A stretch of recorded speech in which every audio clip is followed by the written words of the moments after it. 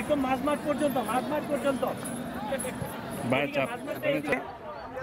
যে ফুটবল টুর্নামেন্টের উদ্বোধন করতে এসেছি।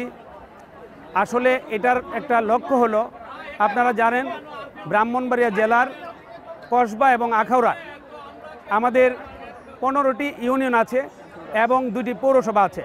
আমার লক্ষ্য হলো প্রত্যেকটা ইউনিয়নে এবং প্রত্যেকটা গ্রামে গ্রামে এই খেলাকে ছড়িয়ে দেওয়ার। বিষয়টা হলো আমরা একটা সীমান্তবর্তী এলাকা। এইখানকার আমাদের সবচেয়ে ভালো জিনিস হলো আমাদের 65% যুবক যুবতী এই অঞ্চলে রয়েছে যারা কর্মক্ষম। তারা যেন কোনো অবস্থাতে ডিরেল না হয়, একটা হেলদি যুব সমাজ গঠনের জন্য আমি কসবা এবং আখাউড়ার মধ্যে খেলাধুলার চর্চাকে আমি ছড়িয়ে ছিটিয়ে দেওয়ার পরিকল্পনা হাতে নিয়েছি। আমার পরিকল্পনায় রয়েছে, যদি আল্লাহর মধ্যে এই এলাকা থেকে অত্র অঞ্চল থেকে আমি আগামী জাতীয় সংসদ নির্বাচনে অংশগ্রহণ করে আমি নির্বাচিত হয়ে সংসদে যেতে পারি, তাহলে এই এলাকায় আমি 2টা স্টেডিয়াম করব, আখাউড়া একটা স্টেডিয়াম করব এবং কসবা একটা স্টেডিয়াম করব। তথা আমার আরও পরিকল্পনা আছে, ব্রাহ্মণবাড়িয়া জেলার যে 14টা ইউনিট আছে, 14টা ইউনিটকে আমি খেলাধুলার বিস্তার ঘটানোর জন্য আমি কাজ করে যাব ইনশাআল্লাহ। আপনারা জানেন বাংলাদেশ জাতীয়তাবাদী দল আমাদের যে 31 দফা প্রণয়ন করেছে, সেইখানেও খেলাধুলার ব্যাপারে স্পষ্ট কথা বলা আছে এবং আমাদের আরাফাত রহমান কুকু ফুটবল ক্রিকেট বিভিন্ন টুর্নামেন্টের আয়োজন করতেছে ওনার স্মরণে।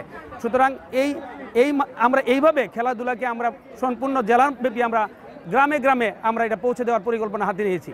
ধন্যবাদ। মনে করেন যে সীমান্ত এখানে মাদক এবং চোরাচালানকে বিস্তার রয়েছে, এই খেলাধুলার মাধ্যমে এগুলা দূর করা সম্ভব। আমি আপনাদেরকে বলেছি যে যেহেতু সীমান্তবর্তী এলাকা এবং এখানে বিভিন্ন প্রকার মাদকের থাবা সবসময় দেওয়ার চেষ্টা করে, আমরা মাদক থেকে যুব সমাজকে রক্ষা করার জন্য আমরা এই খেলাধুলার পরিকল্পনা হাতে নিয়েছি, যেন যুব সমাজরা খেলাধুলার প্রতি উদ্বুদ্ধ হয়ে হেলদি সমাজ গঠন করতে পারে এবং মাদক থেকে তারা দূরে থাকতে পারে। আমরা মাদককে না বলি, খেলাধুলাকে আমরা হ্যাঁ বলতেছি যে খেলাধুলা করো এবং মাদককে না বলো।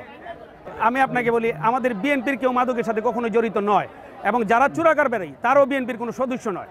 এখন আমাদের একটা সীমান্তবর্তী এলাকা, বিভিন্ন দূর দূরান্ত থেকে মানুষ আসে, অনেক লোক আসে, তাদের চিনার আইডেন্টিফাই করার কোনো সুযোগ নাই, কিন্তু এটা বিনা কারণে আমাদের লোকজনকে এটা ব্লেম করার চেষ্টা করে। বেসিক্যালি আমাদের কোনো লোক এটার সাথে জড়িত না, এটা দূর দূরান্ত থেকে আসে, তারা সকালে এসে সন্ধ্যার সময় চলে যায়। এই লোকগুলোর আইডেন্টিফাই করার জন্য আমি পুলিশ প্রশাসন সহ সংশ্লিষ্ট সকলকে আমি বলেছি, আপনারা আইডেন্টিফাই করেন, তাদেরকে ধরার ব্যবস্থা করেন, চিহ্নিত করেন। আমি আপনাদেরকে দীর্ঘ ঘন্টা বলতে চাই, আমাদের বিএনপি এবং তার অঙ্গ সহযোগী সংগঠনের কেউ এই সব বিষয়ে জড়িত নয়, মাদকের সাথে জড়িত নয়, এবং যারা চোরা কারবারি কখনোই তারা দেশের বন্ধু হইতে পারে না, কখনোই তারা আমাদের বিএনপির বন্ধু হইতে পারে না, বিএনপির কোনো সদস্য নন।